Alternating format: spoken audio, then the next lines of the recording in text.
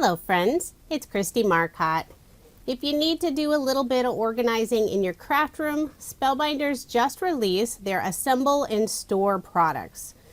I have their small and large storage crate and also their die cutting station. These are so easy to assemble and super sturdy since they're made of MDF material and not cardboard. I'll go ahead and assemble the small storage crate and also the die cutting station in this video.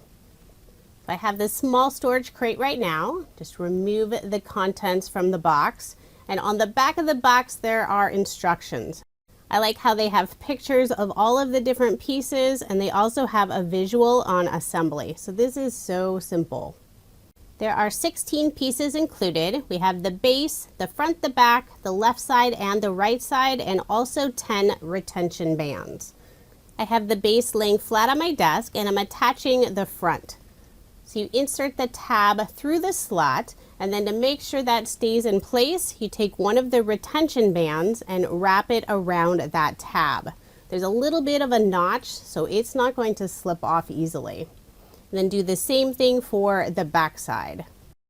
Now I can assemble the left and the right side. So this time you have to line up 4 of those tabs with the slots. It's really easy to do. I'll take those retention bands, wrap them around the tabs. Then I can flip over the crate and add the final side. Again, just lining up all of those tabs through the slots. Put the retention band around the tab so it won't slip off. And these are really tight retention bands, but they're still very easy to put on. And that's it. The small storage crate is all assembled. Super easy.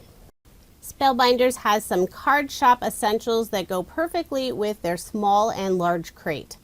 They have the small storage pouch and also the small storage tabs. The pouch is 4.5 inches by 5 inches. The tabs are 4.25 inch by 5.5 inches. So you can take one of the tabs, slide it right inside the pouch. You could add a die set or a stamp set, put a little label on that top, then put all of your little pouches inside your crate. There are 10 pouches in a pack, and I think once you add your stamps and dies, you can probably fit about 30 or maybe 40 of the pouches in the small crate. Here's a comparison between the small storage crate and the large storage crate. The large crate is perfect for 4x6 stamp sets. You could put dies inside the pouches. There's even enough space inside the pouches if you want to add a magnetic sheet for your dies. And depending on what you put inside your pouches, I think you could still fit 30 or maybe 40 inside the large storage crate. Next, I'll assemble the die cutting station, and I love this so much. It's the perfect organizer for cleaning up my die cutting area. I've opened up the package and laid out all of the pieces. The 3 vertical supports look very similar, but I'm letting you know now they are all different. I even make a mistake when I'm assembling mine, but luckily I was able to fix it. So I'm starting off with the base that has the hole where the glue bottle will go. First, attaching the right support. There are cutout slots at the bottom, and you just slide the 2 pieces together. So I have the right, the center, and the left. Then there are 3 horizontal supports, and these are all the same, so you can mix and match them. I'm just lining them up with the other slots and pushing those pieces together, and they'll be flush at the very back. 2 of the horizontal supports will go on the back side.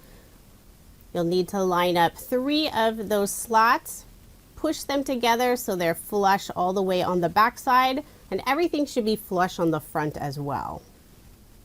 So once I have those in place, I can add the final horizontal support, and this one will go in the center. So that very front slot from the top is where you'll put that horizontal support. And again, you do have the visual picture on the back of the package. I have 3 final pieces to assemble, and this is where I realized I assembled mine wrong. The tape peg will go in the center, but as you can see, my slot is on the very left side. So I was supposed to put the one with the slot in the center and not on the left. Very carefully, I was able to take everything apart and reassemble it correctly. So now I have my tape peg in the center and then adding the little scissor hooks on the very right side. And there is the die cutting station all assembled. So now it's the fun part, adding all of the items to the station. So all of those back little slots are perfect for holding your die cutting plates. Now I just grabbed a few really quickly just to show how they sit in here. That front little tape peg can hold some washi tape. You can put a pair of tweezers. You have your little scissor hook on the right side. You can put a small bottle of liquid adhesive. The Barely Art glue sits there perfectly. And then on the very top, it is designed for some of Spellbinders' tools. They have their tool-in-one, which will fit on those very top little notches, but I don't have one yet. But it'll also fit a little piercing tool. So the little tool you need to poke your die cuts out of your die, you could easily add that on top. Hopefully whatever tools and supplies you need for your die cutting area will fit nicely on the die cutting station. Anything that makes it easier for me to organize my craft area is always a good thing. I always feel more inspired if my craft area is nice and organized. If you are interested in any of the assemble and store products, I do have links provided in the description box below. They also have a Glimmer foil roll station. At the time I didn't have a Glimmer machine, but I just recently bought one, so I may need to go and pick that up. Thank you so much for watching, and I hope you have a wonderful day.